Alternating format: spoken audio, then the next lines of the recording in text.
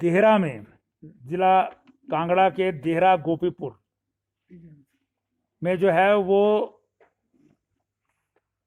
Ministry of defence, रक्षा मंत्रालय के नाम से जो है वो हिमाचल प्रदेश ने ज़मीन जो है वो ट्रांसफ़र करने का निर्णय लिया है, जिस पर ECHS पॉलीक्लिनिक और ESM OSD कैंटीन ये जो है वो बनाई जाएगी।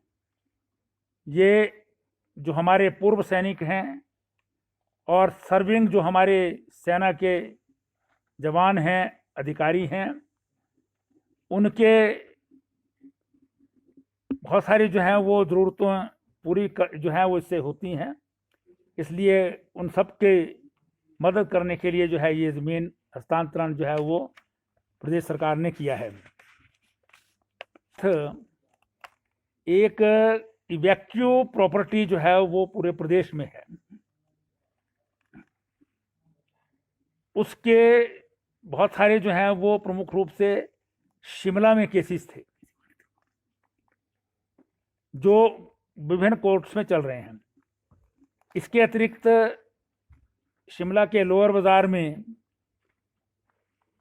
शिमला की बाबा मार्केट में और एरोमा होटल के पास जो हैं लगभग 53 केसेस हैं, ऐसे दुकानें हैं इवैक्यूएटिव प्रॉपर्टी की, जिसका निर्णय 2012 में जो है वो उस समय की धूमल सरकार ने किया था कि उन लोगों को लीज पर दे दिया जाए।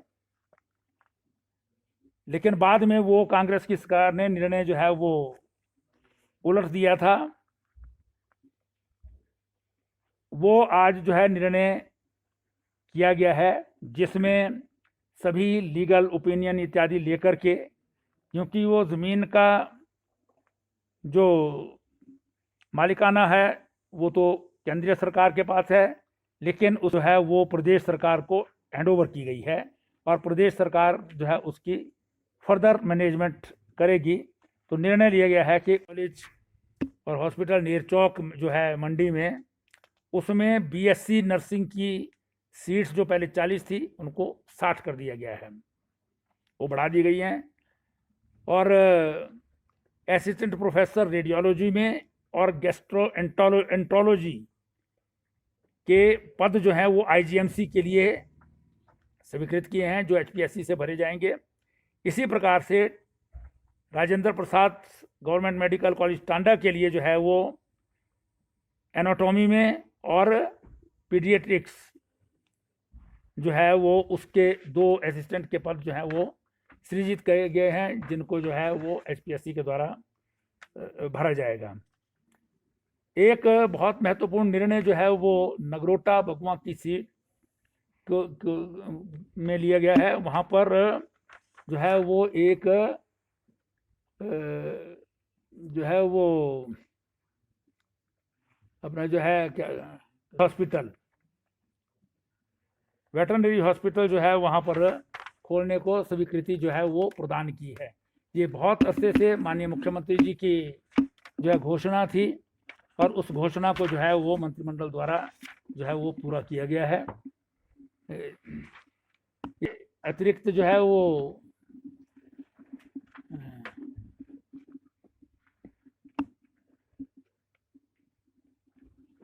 हाँ, एक बहुत महत्वपूर्ण निर्णय वो, क्योंकि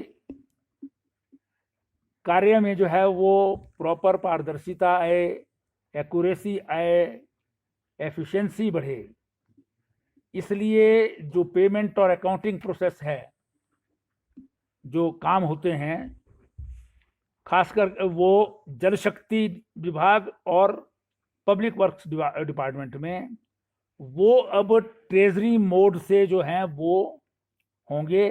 LOC सिस्टम जो है वो ख़त्म कर दिया गया। अब LOC के द्वारा नहीं होंगी पेमेंट्स, ट्रेजरी मोड से ही जो है वो इसमें पेमेंट्स होंगी। ये निर्णय जो है कैबिनेट ने लिया है। कैबिनेट में जो है वो कोविड-19 को लेकर के जो अभी तक की कार्रवाई है, उससे संबंधित जो है वो हमारे ACS हेल्थ ने प्रेजेंटेशन दी और दूसरी प्रेजेंटेशन कितने लोग जो हैं वो प्रदेश में आए या प्रदेश से जा रहे हैं, क्या क्या जो है वो उनके लिए व्यवस्थाएं की गई हैं, उन सब की प्रेजेंटेशन प्रिंसिपल सेक्रेटरी रेवेन्यू ओंकार शर्मा जी ने दी है। और इसी प्रकार से जो है वो प्रेजेंटेशन ट्रांसपोर्ट के जो प्रिंसिपल सेक्रेटरी हैं जेसी शर्मा जी ने, उन्होंने भी जो है वो सारी ट्रांसपोर्ट व्यवस्था पर जो है एक प्रेजेंटेशन दी है। चीज़ों की प्रेजेंटेशंस को देखते हुए मंत्रिमंडल ने निर्णय लिया है कि 60% कैपेसिटी पर 1 जून 2020 से प्रदेश में सभी स्थानों पर बसें चलेंगी, प्राइवेट भी और पब्लिक भी। हाँ, फुल फ्लीट चलेगा, लेकिन डिस्टेंसिंग, सोशल डिस्टेंसिंग मेंटेन करते हुए। और कंटेनमेंट जो जोन है वहाँ से ना बोर्डिंग होगी ना वहाँ पर कोई उतारा जाएगा। क्रॉस कर सकती हैं वहाँ से, लेकिन कोई वहाँ पर जो है वो नहीं होगा। बाकी पूरे प्रदेश में जो है चलेंगी। इंटर स्टेट जो है वो नहीं चलेगी, एसी बसें नहीं चलेंगी। टैक्सीज और ऑटो, उनको परमिशन दे दी गई हैं, वो आज ही हो जाएंगी, तो शायद सोमवार मंगलवार के बाद जो है वो चल सकेंगे। हाँ, उनको पास की ज़रूरत नहीं पड़ेगी, पूरी स्टेट में चल सके। लेकिन उनको भी सोशल डिस्टेंसिंग, जितने पैसेंजर उसमें अलाउड हैं वही ले जा सकेंगे उसको। प्राइवेट व्हीकल भी ऑफ कोर्स वो सारा पूरे प्रदेश में जो है वो चलेगा। ट्रांसपोर्ट पहली जून से 100%। आप यहाँ रहो ना, आप बड़ी दूर से पूछ रहे हैं। महत्वपूर्ण निर्णय ये है कि saloons, barber shops social distancing maintain करेंगी, गाइडलाइंस उनको इशू की जाएंगी, उन गाइडलाइंस के हिसाब से जो है वो काम करना प्रारंभ कर देंगे। और अभी से तुरंत जो है, परसों से ही हो जाए, कल संडे है। और इसके बाद साथ साथ जो छोटे छोटे वेंडर हैं, सोशल डिस्टेंसिंग मेंटेन होगी। जहाँ पर कैरी करके जो सामान लिया जाता है, जैसे कुलचे वाला खड़ा होता है कैरी करके लिया जाता है, उनको भी जो है वो अलाउड होगा। तो ये जो है महत्वपूर्ण निर्णय इसमें लिए गए हैं। इकोनॉमिक रिवाइवल के लिए जो एक मंत्रिमंडलीय समिति बनी थी, उसके रिकमेंडेशंस और टास्क फोर्स की प्रेजेंटेशन आगे मोस्ट प्रोबेबली बुधवार को स्पेशल मंत्रिमंडल की बैठक में चर्चा भी होगी, प्रेजेंटेशन भी होगी और उसमें निर्णय भी होंगे। शॉपिंग मॉल नहीं, वो तो अभी तक जो केंद्रीय सरकार से ऊपर नहीं जाएंगे। जो केंद्रीय सरकार की जब तक जो गाइडलाइंस हैं उसमें शॉपिंग मॉल बंद हैं। उसमें कैरी होम जो है वही हो सकता है, बैठ के आप कोई चीज़, रेस्टोरेंट वगैरह खुलेंगे नहीं, मॉल खुलेंगे नहीं, जिम खुलेंगे नहीं। जो भी आपकी सोशल डिस्टेंसिंग मेंटेन नहीं हो सकती वो चीज़ें अभी कुछ नहीं खुलेंगी। अभी तो जो चीज़ें, ये चीज़ें सैलून और ये जो छोटे वेंडर हैं, ये केंद्रीय सरकार की गाइडलाइंस में है, उसमें हम ज़्यादा नहीं बढ़ सकते हैं, उससे कम अगर चाहें तो हम कर सकते हैं। तो अभी तक हमने वही रोक रखा था। अब जो है वो लगा है कि इसको शुरू कर देना चाहिए, पर सोशल डिस्टेंसिंग जो है वो सबको मेंटेन करनी होगी, मास्क पहनने होंगे और बाकी गाइडलाइंस जो हैं, जो इशू होगी, उस गाइडलाइंस का पालन पूरा जो है वो करना होगा। स्पेशल हो सकती है आगे पीछे भी एक आधे दिन हो सकती है, लेकिन सैलून के लिए क्या गाइडलाइंस है इसमें? अब वो गाइडलाइंस तो इशू करेंगे ना, डिपार्टमेंट इशू करेगा, वो सारी चर्चा हुई। सैलून स्पा सभी रहेंगे हैं जी, हाँ, बार्बर और सैलून, हाँ हाँ। अच्छा, तो फीसों को लेकर निर्णय लिया गया है, ये कब से कब तक रहेगा, कितने मंथ के लिए रहेगा, आगे भी रहेगा? ये आपको जो है वो गाइडलाइंस इशू किया, उसमें पूरा ऑर्डर है, वो उसमें डिफरेंट चीज़ें हैं, वो उसमें सब चीज़ें लिखी हैं कि कब से कब रहेगा, कौन सी चीज़ ले सकते हैं, कौन सी नहीं ले सकते हैं, वो तो वो सब उसमें जो है किया है। पता नहीं, ये आप किसी मीडिया में चल रहा होगा। अभी तक ऐसा कोई मंत्रिमंडल ने कोई निर्णय नहीं लिया है, और इस तरह की अफवाहों पर जो है किसी प्रकार का मैं कमेंट करना जो है वो शायद जो है मुझे लगता है कि ऐसा प्रश्न करना और ऐसा जवाब देना भी जो है वो तो ही नहीं है। स्पोर्ट्स एक्टिविटीज का क्या रहेगा? अफवाहों के ऊपर जो है कोई जवाब नहीं दिया जाएगा। निश्चित रूप से पहले भी ऐसे व्यक्ति जो है जिन्होंने इस तरह की अफवाहें की थी उनके खिलाफ FIR दर्ज हुए हैं, केसेस बने हैं। अगर इस प्रकार की अफवाहें करेंगे तो इसका जो है करेंगे सर ये बसें जो चलेगी through out Himachal Pradesh, with in state, outside state नहीं चलेगी। हाँ जी, नाइट को नहीं चलेंगी नाइट नहीं चलेगी।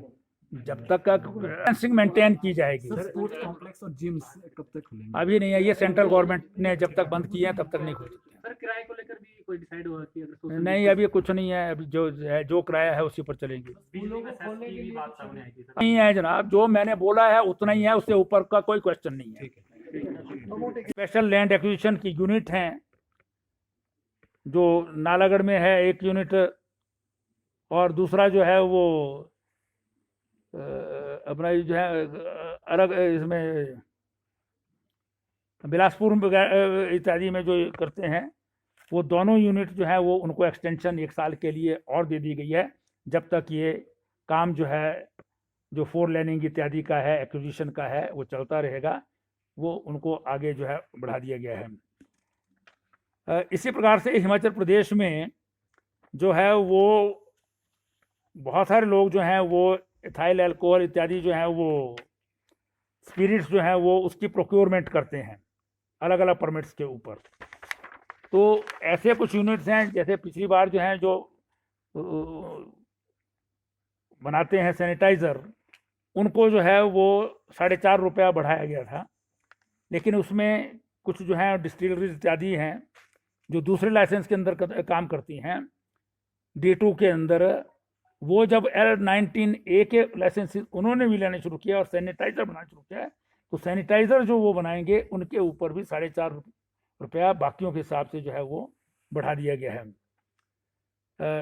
हमारे जो हिमाचल प्रदेश में जिनको डिस्ट्रिक्ट मजिस्ट्रेट्स की पावर हैं, धारा 144 CRPC के अंतर्गत उनकी ये शक्तियां जो हैं वो फर्दर बढ़ा दी गई हैं। 30 जून तक जो है वो इन शक्तियों का प्रयोग जो है वो कर सकेंगे। इसी प्रकार से जो है वो शिक्षा विभाग ने मंत्रिमंडल के सम्मुख जो है प्रदेश के प्राइवेट स्कूलों को फीस किस आधार पर ली जाए, उस पर भी मंत्रिमंडल ने निर्णय लिया है कि सभी स्कूल ट्यूशन फीस ही ले सकेंगे। ट्यूशन फीस पिछले वर्ष के मुकाबले बढ़ाई नहीं जाएगी। साथ ही साथ ऑनलाइन जो पढ़ाई कराई जा रही है वही ट्यूशन फीस ले सकेंगे,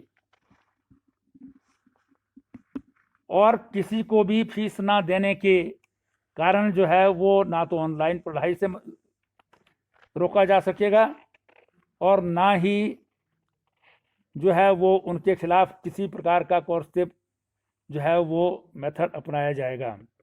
इसमें और भी बहुत सारी गाइडलाइंस हैं, और साथ ही ये भी कहा गया कि सभी स्कूल जो टीचिंग और नॉन टीचिंग एम्प्लॉयज़ हैं उनको निकाल नहीं सकेंगे, उनको सैलरी रोक नहीं सकेंगे, उनकी सैलरी कम नहीं कर सकेंगे, और उसका प्रबंध जो है वो मैनेजमेंट्स जो हैं वो करेंगे, चाहे वो ट्यूशन से हो या अपने फंड्स के द्वारा हो। क्योंकि ये संकट काल है, महामारी है, सारी वैश्विक महामारी का काल है, जिसमें सबको जो है बराबरी की भागीदारी करने की आवश्यकता है। आज हिमाचल प्रदेश मंत्रिमंडल की बैठक मुख्यमंत्री आदरणीय ठाकुर जयराम जी की अध्यक्षता में जो है संपन्न हुई, जिसमें सर्वप्रथम हिमाचल प्रदेश विधानसभा के पूर्व विधायक श्री राकेश वर्मा जी के तथा शिक्षा विभाग के प्रधान सचिव श्री के पंत जी के पिताजी के स्वर्गवास पर जो है वो श्रद्धा सुमन अर्पित किए गए। ईश्वर से प्रार्थना की गई कि दिवंगत आत्मा को सद्गति प्रदान हो। मंत्रिमंडल में जहां सरकार के विभिन्न विभागों से संबंधित विषयों पर निर्णय लिए गए, वहीं कोविड-19 से संबंधित बहुत सारे विषयों में भी निर्णय लिए गए हैं।